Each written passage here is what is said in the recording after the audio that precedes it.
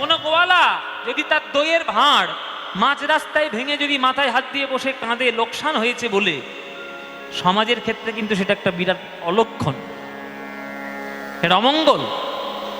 এটা বিষ্ণুপ্রিয়া মা রাস্তায় দেখেছে কিন্তু গুরুত্ব দেয়নি। এটা প্রথম অমঙ্গল। দ্বিতীয় অমঙ্গল কি? দিবা ভাগে শিয়া ডাকে, রাত্রে ডাকে কাকে, রাত্রে ডাকে কাকে, থেকে থেকে বিষ্ণুপ্রিয়ার দক্ষিণ অঙ্গ কাঁপে, দক্ষিণ অঙ্গ কাঁপে। দিনের বেলায় যদি শেয়াল ডাকে, রাত্রিবেলায় যদি কাক ডাকে, এটা অমঙ্গল। আর ও মায়েরা, তোমরা তো জানো মেয়েদের যদি ডান চোখ নাচে, মেয়েদের যদি ডান দিকটা কাঁপে, সেটা একটা অমঙ্গল না? কি গো মায়ের, অমঙ্গল না? গ্রামে গঞ্জে তো তাই বলে যে অমঙ্গল হবে বোধহয়। এটা কিন্তু বিষ্ণুপ্রিয়ার হয়েছে, চোখটাও নেচেছে, ডান দিকটাও কেঁপেছে, কিন্তু বিষ্ণুপ্রিয়া অতটা গুরুত্ব দেয়নি। তৃতীয় অমঙ্গল কি হলো?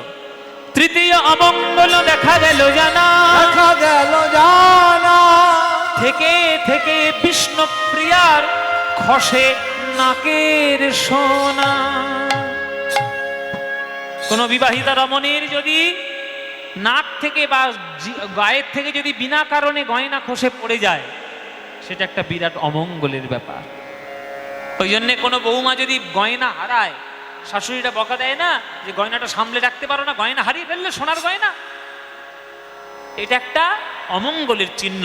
বিবাহিতা রমণীর গা থেকে বিনা কারণে যদি অঙ্গের সোনা যদি খসে চলে যায়, এটাও কিন্তু বিষ্ণুপ্রিয়া মায়ের হয়েছে। কাজ করতে করতে হঠাৎ দেখছে নাকের যে সোনার গয়না, নাকের গয়নাটা খসে পড়ে গেল, এমনি এমনি, কোনো কারণ নেই, আবার তুলে পড়ে নিয়েছে। অতটা গুরুত্ব দেয়নি। গুরুত্ব দেয়নি কেন জানো মায়েরা? তিনটে অমঙ্গলের কারণ দেখার পরেও বিষ্ণুপ্রিয়া গুরুত্ব দেয়নি। কেন?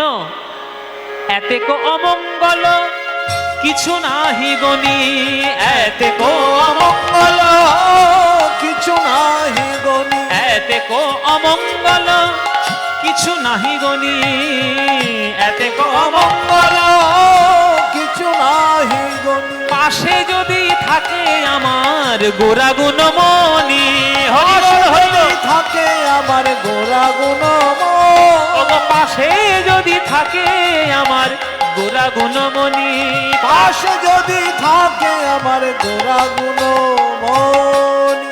বিষ্ণুপ্রিয়া মায়ের মনে একটাই ভরসা, যে যার পাশে গৌরাঙ্গ মহাপ্রভু দাঁড়িয়ে থাকে তার আবার ভয় কি হে? আমার প্রভু যখন আমার সঙ্গে আছে, আমার কোনো ভয় নেই।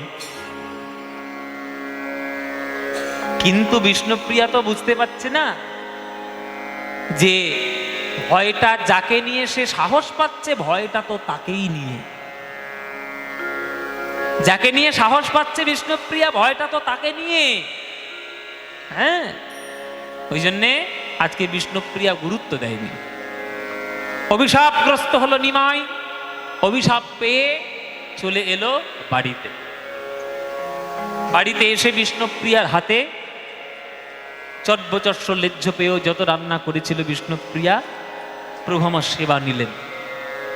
সেবা নিয়ে বিকেল বেলায় তিনি বেরিয়ে গেলেন